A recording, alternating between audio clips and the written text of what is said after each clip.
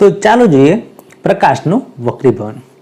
દોસ્તો તમે જોયેલું હશે કે કોઈ સ્વિમિંગ પૂલ હોય કે પાણીનો વજ ભરેલો હોય કે પાણીની ટાંકી હોય, એનું તમે તળિયું જુઓ તો એ તળિયું સહેજ ઉપર આવેલું દેખાય છે। આવું કેમ થાય છે? આ ઉપરાંત મિત્રો તમે જોયેલું હશે કે કોઈ કાચનો ગ્લાસ હોય, એ કાચના ગ્લાસની અંદર પાણી ભરીએ અને એમાં પેન્સિલ મૂકી દઈએ તો એ પેન્સિલ છે એ સહેજ ત્રાંસી વળેલી જોવા મળે છે। આવું કેમ થાય છે મિત્રો? અને મિત્રો તમે જોયેલું હશે કે જો કાચના ગ્લાસની અંદર પાણી ભરેલું હોય અને આપણે એની અંદર લીંબુ મૂકી દઈએ, લીંબુ એની અંદર ડૂબાડી દઈએ અને સાઈડમાંથી જોઈએ તો જે લીંબુ છે એ પણ સહેજ મોટું દેખાય છે। અને મિત્રો કોઈ કાચનો લંબઘન હોય તો એ કાચનો લંબઘન છે એના ઉપર આપણે પ્રકાશનું કિરણ આપાત કરીએ તો એ પ્રકાશનું કિરણ એ કાચનો લંબઘન કે ચોસલું હોય એમાંથી કેમ વળી જાય છે? તો મિત્રો આ જે બધી જ ઘટનાઓ થાય છે એની અંદર પ્રકાશનું કિરણ વાંકું વળે છે અને એ ઘટનાને આપણે પ્રકાશનું વક્રીભવન કહીએ છીએ। આ ઘટના કેવી રીતે થાય છે અને કેમ બને છે એ આ વિડીયોમાં જોવાનું છે કે આ બધી જ ઘટનાઓ જે થાય છે એની અંદર પ્રકાશનું કિરણ જે વાંકું વળે છે એ કેમ વળે છે, એટલે કે વક્રીભવન કેમ થાય છે।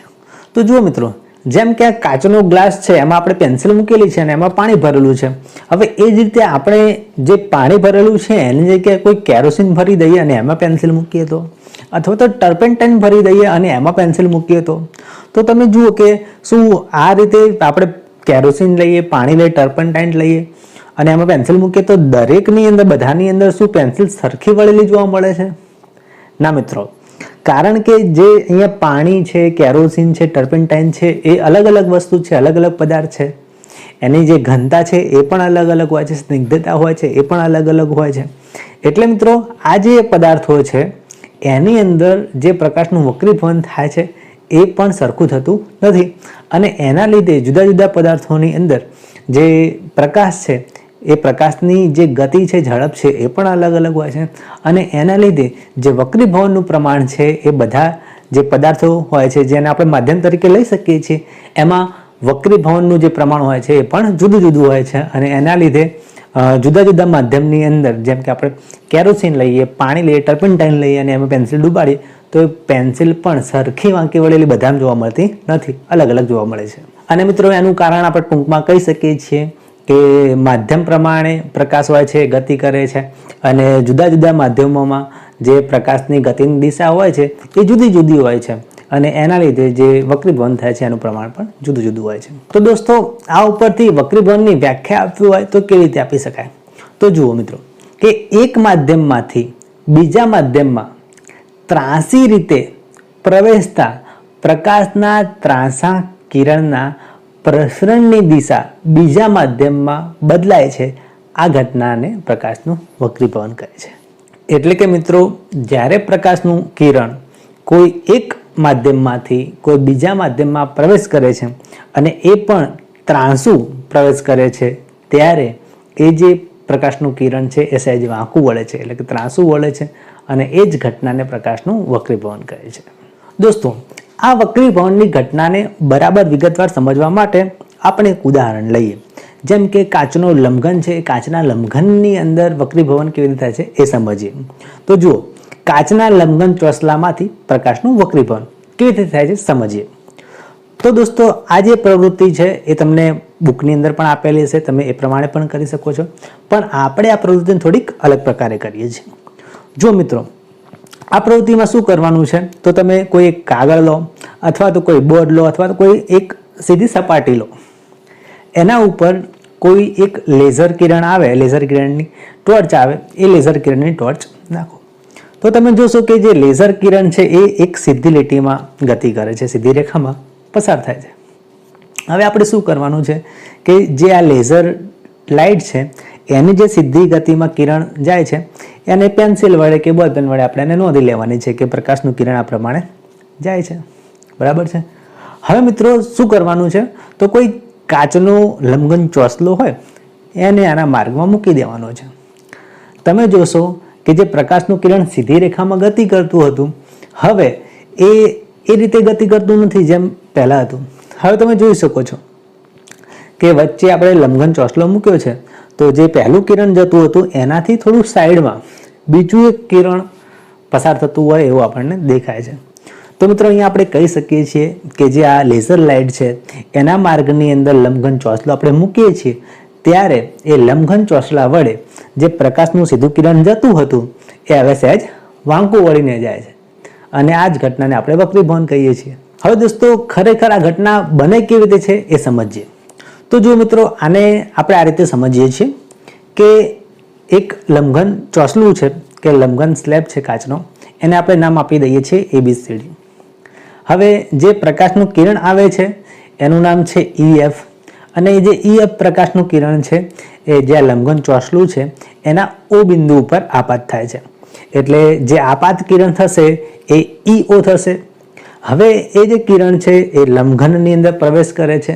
લંબઘનની અંદર પ્રવેશ કરે છે એટલે એનું માધ્યમ બદલાય છે.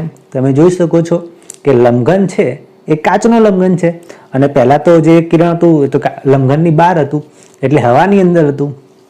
એટલે જે હવાનું માધ્યમ છે એ પાતળું માધ્યમ છે અને જ્યારે જે કિરણ અંદર પ્રવેશ કરે છે ત્યારે ઘટ માધ્યમ આવે છે મિત્રો. હવે મિત્રો જે કિરણ છે એ O બિંદુથી લંબઘનની અંદર આગળ વધે છે, O ડેશ બિંદુ પાસે જાય છે.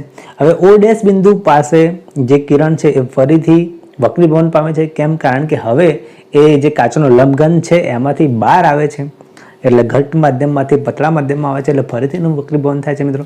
એટલે અહીંયા જે કાચનો લંબઘન છે એની બે સપાટીઓ છે AB આગળ એક વખત વક્રીભવન થાય છે અને એક વખત CD આગળ વક્રીભવન થાય છે. હવે મિત્રો અહીંયા જે વક્રીભવન છે એને બરાબર સમજવું હોય તો અહીંયા જે O બિંદુ છે ત્યાં આપણે એક લંબ દોરવો પડે જેને આપણે N ડેશ લંબ કહીશું અને જે O ડેશ બિંદુ છે ત્યાં પણ આપણે એક લંબ દોરવું પડે જેને આપણે M ડેશ કહીશું. હવે મિત્રો જે O બિંદુ છે, O બિંદુ પાસે જે વક્રીભવનની ઘટના થાય છે એને તમે સમજો કે O બિંદુ પાસે થાય છે શું. તો O બિંદુ પાસે જે પ્રકાશનું કિરણ છે જે આપણે શરૂઆતમાં EF હતું હવે એ આપાત કિરણ ગણાશે EO અને એ આપાત કિરણ જ્યારે AB સપાટી ઉપર O બિંદુએ આપાત થાય છે ત્યારે પતલા માધ્યમમાંથી ઘટ માધ્યમમાં જાય છે. હા મિત્રો યાદ રાખજો કે જો કોઈ પ્રકાશનું કિરણ પતળા માધ્યમમાંથી ઘટ માધ્યમમાં જાય તો એ પ્રકાશનું કિરણ હંમેશા જે લંબ છે એ લંબ તરફ વળે છે. એટલે અહીંયા જે પ્રકાશનું કિરણ છે એ લંબની નજીક આવશે, નજીકની તરફ વળશે. જે સીધું જવાનું હતું એ રીતે નહીં જાય, લંબની થોડીક નજીકમાં વળશે.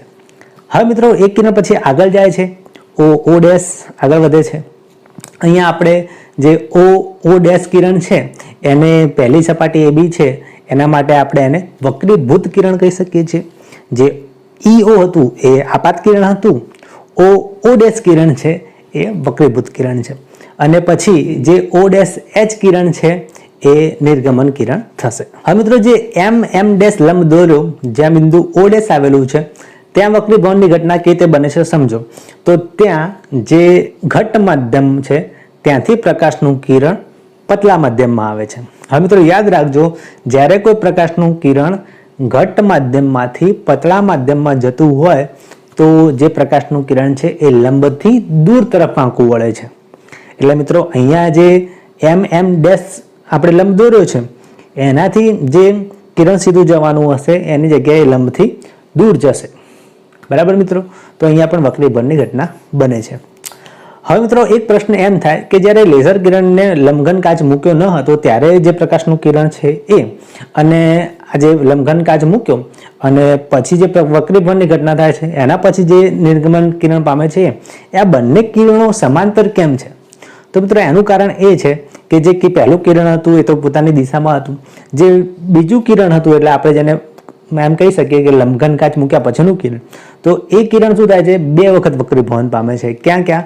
એક તો O બિંદુ આગળ વક્રીભવન પામે છે અને પછી O ડેશ બિંદુ આગળ. આ બંને બિંદુ આગળ જે વક્રીભવન થાય છે એ સરખા મૂલ્યનું વક્રીભવન થાય છે કારણ કે કાચ છે એ બધે તો બરાબર સરખો જ છે. એટલે જે વક્રીભવનની ઘટના O અને O ડેશ બિંદુ આગળ થાય છે એ બંને સરખી છે અને આ ઉપરાંત વિરુદ્ધ દિશામાં થાય છે. આપણે જોયું કે O બિંદુ આગળ એ લંબથી નજીક આવે છે અને O ડેશ બિંદુ આગળ લંબથી દૂર જાય છે. એટલે જે વક્રીભવનની ઘટના બને છે એ બરાબર સરખી છે પરંતુ વિરુદ્ધ દિશામાં છે અને એના લીધે જે બે પ્રકાશના કિરણો છે એકબીજાને સમાંતર મળે છે. દોસ્તો આજે આપણે જોયું કે લંબઘન કાચમાં જે વક્રીભવનની ઘટના થાય છે ત્યારે પણ વક્રીભવનના નિયમો તો જળવાય જ છે કયા કયા નિયમો જળવાય છે? તો જુઓ મિત્રો, પ્રકાશના વક્રીભવનના નિયમો. એક કે અહીંયા આપાત કિરણ, વક્રીભૂત કિરણ અને જે બે માધ્યમો હતા એ બે માધ્યમોની આંતર સપાટી આપણે જે લંબ દોર્યો હતો એ લંબ એ ત્રણે ત્રણ એક જ સમતલમાં હોય છે. મિત્રો ફરીથી યાદ કરી લેજો, આપાત કિરણ જે વક્રીભવન પામતું હતું એ કિરણ અને આપણે જે દોરેલો લંબ હતો એ ત્રણે ત્રણ એક જ સમતલમાં હોય છે. આ ઉપરાંત મિત્રો વક્રીભવનનો બીજો નિયમ પણ અહીંયા જળવાય છે. એ તમે જુઓ, એ ખાસ છે, નવો છે. પ્રકાશના આપેલ રંગ તથા માધ્યમોની આપેલ જોડ માટે આપાત કોણના સાઇન અને વક્રીભૂત કોણના સાઇનનો ગુણોત્તર અચળ રહે છે. મિત્રો તમે જોઈ શકો છો, sine I upon sine R બરાબર અચળ. અહીંયા આઈ અને આર છે એ આપાત કોણ અને વક્રીભૂત કોણ છે. અને સાઇન એ ત્રિકોણમિતિય વિધેય છે, જેને ધોરણ 10 ની અંદર ગણિત જે પ્રકરણ આવે છે ત્રિકોણમિતિ, એમાં તમે સમજા જશો સાઇન શું છે. ટૂંકમાં મિત્રો આપણે એમ કહી શકીએ કે અહીંયા જે આપાત કોણ છે એ અને જે વક્રીભૂત કોણ છે એ બંનેનો જે સાઇનનો ગુણોત્તર હોય છે એ અચળ રહે છે. અને આ જે નિયમ છે એને આપણે સ્નેલનો નિયમ પણ કહીએ છીએ. અને દોસ્તો, આ જે ગુણોત્તર છે, જે સાઇન આઈ અને સાઇન આરનો ગુણોત્તર છે જે અચળ રહે છે, એને જ એક માધ્યમની સાપેક્ષે બીજા માધ્યમનો વક્રીભવનાંક કહે છે. એટલે તો ચાલો મિત્રો વક્રીભવનાંક વિશે કંઈક વધુ જાણીએ. તો મિત્રો, જ્યારે પ્રકાશનું કોઈ ત્રાંસુ કિરણ એક માધ્યમમાંથી બીજા માધ્યમમાં જાય છે ત્યારે એ સહેજ વાંકું વળે છે અને એ ઘટનાને આપણે વક્રીભવન કહીએ છીએ. અને એના આધારે જ આપણે વક્રીભવનાંક સમજવાનો છે. તો જુઓ મિત્રો, બે માધ્યમોની જોડ માટે થતા દિશાના પરિવર્તનની માત્રાને એટલે કે પ્રમાણને આપણે એનું વક્રીભવનાંક કહીએ છીએ. હમણાં મિત્રો જેને આપણે sine I upon sine R વાત કરી, જે અચળ હોય છે, એ જ વક્રીભવનાંક છે. એક માધ્યમની સાપેક્ષે બીજા માધ્યમનો વક્રીભવનાંક છે, જેને આપણે sine I upon sine R કહીએ છીએ અને અચળ હોય છે. દોસ્તો, જુદા જુદા માધ્યમોની જોડ માટે જે વક્રીભવનાંક હોય છે એનું મૂલ્ય પણ જુદું જુદું મળે છે. એટલે મિત્રો એક માધ્યમની સાપેક્ષે બીજું માધ્યમ છે એ એની અંદર જે પ્રકાશનું કિરણ વાંકું વળે છે એની માત્રા પણ અલગ અલગ હોય છે અને એના લીધે વક્રીભવનાંકનું મૂલ્ય પણ અલગ અલગ મળે છે. મિત્રો આપણે જાણીએ છીએ કે કોઈ પ્રકાશનું કિરણ હોય, એ પ્રકાશના કિરણની જે શૂન્યાવકાશમાં સ્પીડ છે એ છે 3 × 10⁸ મીટર પ્રતિ સેકન્ડ. અને જ્યારે હવામાં એ પ્રકાશનું કિરણ આવે છે એટલે એની સ્પીડ છે થોડીક ઘટે છે. જ્યારે કાચ કે પાણી જેવું કોઈ માધ્યમ આવે ત્યારે જે પ્રકાશની સ્પીડ છે એ ખૂબ જ ઘટી જાય છે, એટલે નોંધપાત્ર એમાં ઘટાડો થાય છે. હવે ધારો કે મિત્રો એક માધ્યમ છે, એ માધ્યમ 1 છે અને એની અંદર કોઈ પ્રકાશની જે ઝડપ છે એ v1 છે. અને મિત્રો કોઈ એક બીજું માધ્યમ 2 છે, એની અંદર જે પ્રકાશની ઝડપ છે એ v2 છે. હવે મિત્રો આપણે એમ વિચારીએ કે અહીંયા આપણે જે બીજું માધ્યમ છે એનો વક્રીભવનાંક શોધવો છે. કોની સાપેક્ષે? જે માધ્યમ 1 છે એની સાપેક્ષે. તો મિત્રો આના માટે આ પ્રમાણે સૂત્ર થશે કે માધ્યમ 2 નું માધ્યમ 1 ની સાપેક્ષે જે સાપેક્ષ વક્રીભવનાંક છે એ આ પ્રમાણે થશે. એને આપણે n21 સૂત્ર વડે દર્શાવીશું અને n21 બરાબર માધ્યમ 1 ની અંદર પ્રકાશની ઝડપ ભાગ્યા માધ્યમ 2 ની અંદર પ્રકાશની ઝડપ. એટલે આપણે એને v1 upon v2 કહી શકીએ છીએ મિત્રો. હવે તે જ રીતે મિત્રો માધ્યમ 1 નું માધ્યમ 2 ની સાપેક્ષ વક્રીભવનાંક શોધવું હોય તો એને આ રીતે દર્શાવી શકાય. v1 બરાબર v2 upon v1 એટલે માધ્યમ 2 ની અંદર પ્રકાશની ઝડપ ભાગ્યા માધ્યમ 1 ની અંદર પ્રકાશની ઝડપ, એને આપણે સાપેક્ષ વક્રીભવનાંક કહીએ છીએ. હવે મિત્રો જે આપણે બે માધ્યમ લીધા અહીંયા, માધ્યમ 1 અને માધ્યમ 2, એમાં જે માધ્યમ 1 છે એની જગ્યાએ આપણે કોઈ હવા કે શૂન્યાવકાશ લઈએ તો એ હવા કે શૂન્યાવકાશની સાપેક્ષે જે બીજું માધ્યમ છે એનો જે વક્રીભવનાંક છે એને નિરપેક્ષ વક્રીભવનાંક કહેવામાં આવે છે. આ ઉપરાંત મિત્રો ખાલી એને વક્રીભવનાંક કહેવો તો પણ એને કહેવામાં આવે છે સાદો વક્રીભવનાંક. એને nm તરીકે દર્શાવવામાં આવે છે અને nm નું સૂત્ર આ પ્રમાણે થશે: હવામાં પ્રકાશની ઝડપ ભાગ્યા માધ્યમમાં પ્રકાશની ઝડપ. હવે હવામાં જે પ્રકાશની ઝડપ છે એને આપણે c કહીએ છીએ અને માધ્યમની અંદર પ્રકાશની જે ઝડપ છે એને આપણે અહીંયા v કહીએ છીએ, કારણ કે આપણે માધ્યમ 1 અને 2 તો અહીંયા લીધું નથી.